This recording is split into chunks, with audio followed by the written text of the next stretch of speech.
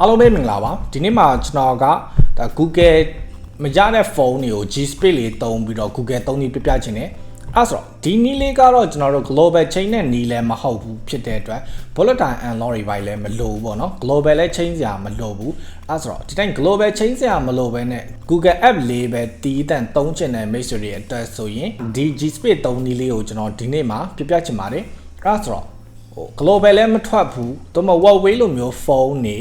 global လုံးဝအဆင်မပြေတဲ့ဖုန်းတွေဆိုရင်ကျွန်တော်တို့ဒါ G-Space လေးသုံးနေကိုဒီနေ့ပြပြခြင်းနဲ့အဲ့ဆိုတော့ဒီ G-Space နီးလေးက our play နီးနဲ့တူတယ်ပေါ့နော်ကျွန်တော်ရဲ့ဒီ YouTube video အရင်နှစ်ကတင်ခဲ့တဲ့ our play လို့ပဲဒါပေမဲ့ our play ထက်ကောင်းတဲ့အချက်ကသူက shortcut ထုတ်လို့ရတာဆိုတော့ကျွန်တော်တို့ shortcut လေးထုတ်ထားလို့ရတာကတော့ဒါအတချက်လေးဖြစ်သွားတယ်ပေါ့နော်အဲ့ဆိုတော့အခုကျွန်တော်နဲ့အတူတူဒါ G-Space သုံးနီးလေးကိုစစ်ကြည့်ရအောင်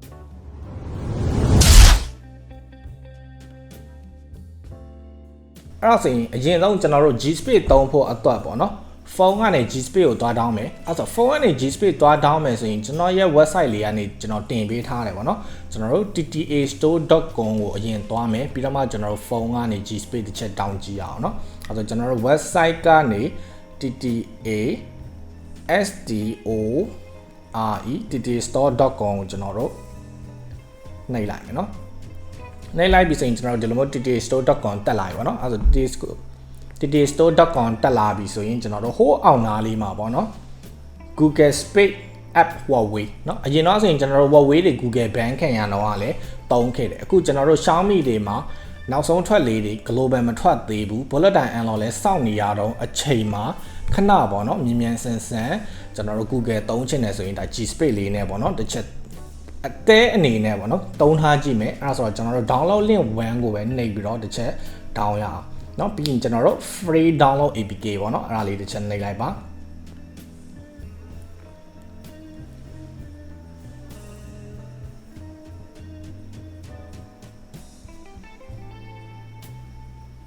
အဲ့ဒါရင်ဒါစပြီးတော့ကျွန်တော်တို့ down သွားတာကိုသွားတွေ့မယ်เนาะကျွန်တော်တို့ဒီ setting တွေက download ထဲကိုတစ်ချက်သွားကြည့်လိုက်ဒါဆိုရင်တော့စပြီးတော့ဒါ G-Space app လေးစပြီးတော့ down နေပဲဖြစ်ပါတယ်။ Okay เนาะပြီးရင်ကျွန်တော်တို့ခါတိုင်းလို့ပဲ APK လေးဒါ install လုပ်မယ်ပေါ့နော် G-Space app လေးကိုအဲ့ပြီးတော့ကျွန်တော်တို့ဒါ G-Space app လေးဒါ shortcut ထွက်သွားရင်เนาะ G-Space app လေး shortcut ထွက်ပြီးဆိုတော့ကျွန်တော်တို့ G-Space ကိုဖွင့်မယ်။ဖွင့်ပြီးတော့မှကျွန်တော်တို့ start နှိပ်လိုက်မယ်ဆိုရင်သူက internet တော့နည်းနည်းလိုတယ်ဒီအနေထားမှာเนาะ message တို့ permission လေးတွေပေးပြီးတော့ကျွန်တော်တို့ internet ကတော့ဒါ60MB လောက်တော့သူ down နေเนาะအဲ့ဒါလေးတော့လိုတယ်အဲ့ဒါဆိုတော့သူ permission တောင်းတော့ကျွန်တော်တို့ဒီမှာ G-Space ကိုတစ်ချက်နှိပ်ပြီးတော့မှဒီ along from storage ပေါ့เนาะ along from this source ပေါ့เนาะအဲ့ဒါလေးကိုကျွန်တော်တို့ဒါ permission လေးပေးလိုက်မယ်เนาะပြီးကျွန်တော်တို့ okay ပေးလိုက်မယ်ပြီးတော့မှ back တစ်ချက်ထွက်ပြီးတော့ G-Space ကိုတစ်ချက်နှိပ်မယ် along space on လိုက်ရင်ရပြီပေါ့เนาะG-Space ကတော့တချို့ file တွေကို down မှဖြစ်တဲ့အတွက်သူ permission တောင်းတယ်ကျွန်တော်တို့ continue ကိုပေးလိုက်မယ်เนาะအဲ့ဆိုရင်သူစပြီးတော့ file တွေကိုအခု loading ဆိုပြီးတော့ down နေတယ်အဲ့ဒီ down တာတော့သူ 60MB 80MB လောက်တော့ down နေပေါ့เนาะ message တော့ဒါ Wi-Fi ရှိလဲ Wi-Fi ချိတ်ထားပေးဒါ bay နဲ့ဆိုရင်လည်းကျွန်တော်တို့ bay 60MB 80MB လောက်တော့စားသွားမှာဖြစ်ပါတယ်ဆိုတော့ဒီဂျာခိုင်နှုန်းလေးတွေပြေးနေတာသူ APK တဲ့ဟိုပေါ့เนาะ Google service လေးတွေ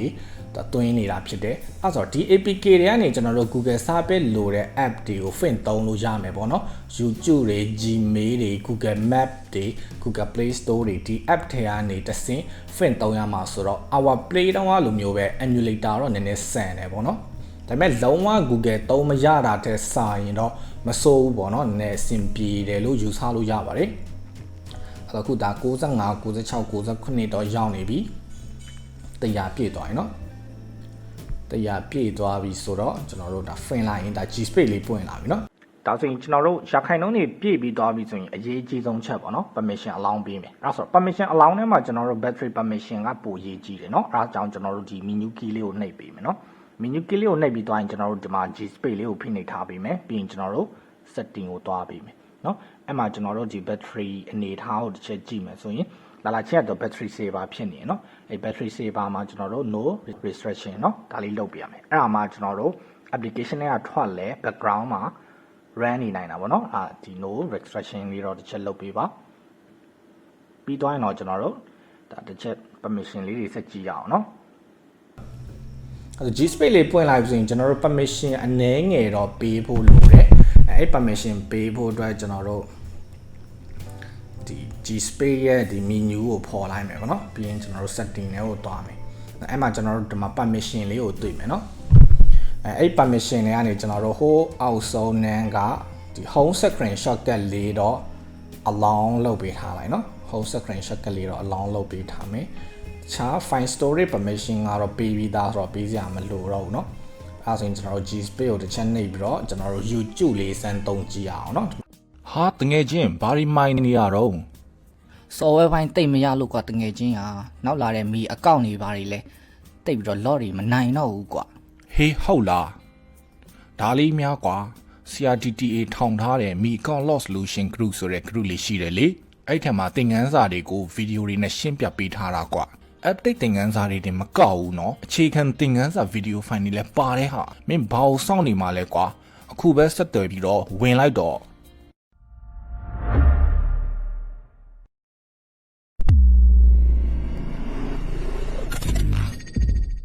YouTube လေးဖွင့်လိုက်မယ်အဲ့တော့ loading G store ဆိုပြီးတော့ Play Store เนาะ Google Play Store တက်လာမယ် Google Play Store ကိုကျွန်တော်တို့ချိတဲ့ Gmail တကောင့်နဲ့ပေါ့เนาะစိုင်းဝင်ပြီးတော့ကျွန်တော်တို့တစ်ချက်သုံးကြည့်ရအောင်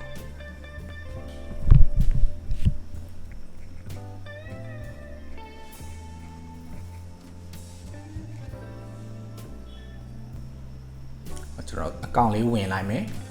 ကောက်ဝင်ပြီးတော့ကျွန်တော်တို့ agree ပေးမယ်เนาะ agree ပေးလိုက်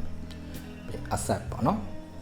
ဒါဆိုတော့ကျွန်တော်တို့ Play Store ရောက်သွားပြီအဲ့ Play Store ရဲ့အနေမှာကျွန်တော်တို့ဒါ YouTube လေးသုံးချင် YouTube ကိုဒါ install လေးမောင်းလိုက်မယ်အဲ့လိုပဲကျွန်တော်တို့ဒီ Fiverr ဆိုရင်လည်းပေါ့เนาะ Google Service မရှိရင်သုံးလို့မရဘူးပေါ့เนาะ Fiverr ဆိုရင်လည်း Google Service မရှိရင်သုံးလို့မရဘူးအဲကြောင့်ကျွန်တော်တို့ဒီ Google Service G Store တွေကနေပေါ့เนาะ Fiverr set down ကြည့်အောင်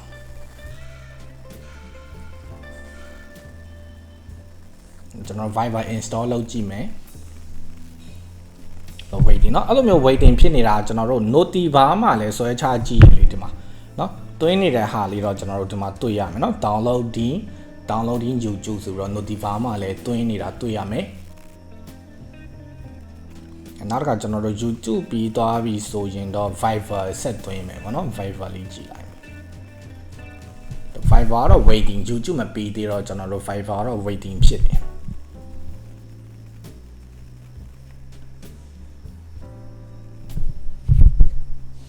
ဒီ G space อ่ะပေါ့နော် MIUI စနစ်5လဲကြော်သွားတယ်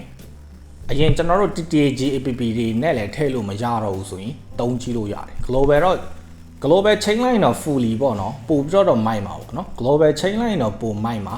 ဒါပေမဲ့ global မ chain သေးခင် bullet time အလော yes စောင့်နေတော့ Google လေးတွေခဏတာပေါ့နော်တုံးထားခြင်းတယ်ဆိုဒီ G space နီးလေးကိုကျွန်တော်ဒီနေ့ပြပြခြင်းဖြစ်တယ်အဲဆိုအခုဒါ YouTube ပြီးသွားတာနဲ့ Fiverr ကိုစပြီးတော့ down နေပြီဖြစ်တယ်ဆိုအခုဒါ Fiverr တွင်းတာလဲ installing ပြီးသွားပြီเนาะအဲ့တော့ပြီးသွားပြီဆိုတော့ကျွန်တော်တို့ back ထွက်လိုက်မယ်ဆိုရင် YouTube နဲ့ Fiverr နဲ့တွင်းပြီးသွားပြီเนาะဒီမှာ YouTube ရဲ့ Fiverr ရဲ့အဲ့တော့ကျွန်တော်တို့ YouTube လေး fin သုံးကြည့်အောင်เนาะ YouTube fin လိုက်မယ်ပြီးတော့ကျွန်တော်တို့ channel DTA ကိုတွားကြည့်မယ်ဒါပုံမှန်တိုင်းဆိုမိတ်ဆွေတို့သိထားတဲ့အတိုင်းပဲ YouTube app ဆိုရင် Google Play Service မရှိရင် YouTube ကြည့်လို့မကြဘူးအဲ့ဆိုတော့အခုကျွန်တော်တို့ဒါ G space တွေကနေ YouTube တွင်းပြီးတော့ကြည့်မယ်ဆိုရင်တော့ဒါ YouTube လေးကြည့်လို့ရမှာပေါ့เนาะအဲ့တော့ကျွန်တော် DTA လို့ရိုက်လိုက်မယ်channel DTA ထဲမှာကျွန်တော်ဗီဒီယိုတစ်ပုတ်လောက် fin ကြည့်လိုက်အဲဒါဆိုရင်တော့တကယ် Google ထည့်ထားဘယ်လိုမျိုးကိုဒါကျွန်တော်တို့အခုဒါကြည့်လို့ရနေတယ်ဆိုတော့မစိုးဘူးပေါ့နော်အဲဆိုအခုကျွန်တော်တို့ YouTube သုံးပြီးပြီဆိုတော့ Fiverr လေးတစ်ချက် fin ကြည့်ရအောင်เนาะ G space တွေကိုပြန်သွားမယ် Fiverr လေးကိုနှိပ်လိုက်မယ်ဆိုရင်လည်းဒါ Fiverr လေးကပွင့်လာပြီးတော့ fully ပေါ့နော်ကျွန်တော်စမ်းပြီးသွားပြီ G space ထဲမှာ Fiverr fin လိုက်ရင် error မတက်ဘူးဒါ Google Play မရှိတဲ့ဖုန်းတွေဆိုရင် Fiverr သုံးလို့မရဘူး error တက်တယ်ခုဒီကောင်ဆိုရင် G space တွေကနေ Fiverr သုံးမယ်ဆိုရင်လည်း error မတက်တော့ဘူးအဆင်ပြေတော့မှဖြစ်တယ်အဲဆို our play ထက်ကောင်းတဲ့အချက်ကဒီ G space ကနေ shortcut ထောက်လို့ရတယ်ပေါ့နော်ဒီမှာ Fiverr လေးကိုဖိနှိပ်ထားပြီးတော့ဒီမှာ create shortcut เนาะအဲ့လေးနှိပ်လိုက် အားချိန်ဒီမှာကြည့်လိုက် Viber ဒီ shortcut ထွက်သွားပြီတွေ့နော် Viber ဒီ shortcut ထွက်သွားပြီအဲ့လိုမျိုးပဲအခုကျွန်တော်တို့ YouTube ဆိုရင်လည်းဖိနှိပ်ထားပြီးတော့ create shortcut နှိပ်လိုက်ရင် G space တွေကိုဝင်သုံးစရာမလိုတော့ဘူးပေါ့နော်အပြင်မှာဒီမို့ shortcut ထုတ်ထားလို့ရတယ်ဆိုတော့ဒီ Viber လေးကို fin လိုက်တာနဲ့ G space တွေကိုဝင်ပြီးတော့ Viber လေးကို fin ပြီးသုံးတာနဲ့တူသလိုကျွန်တော်တို့အပြင်မှာ shortcut ထုတ်ထားတယ်ပေါ့နော်ဒီ YouTube လေးကိုတစ်ချက်နှိပ်ပြီး fin လိုက်ခြင်းလေဒါ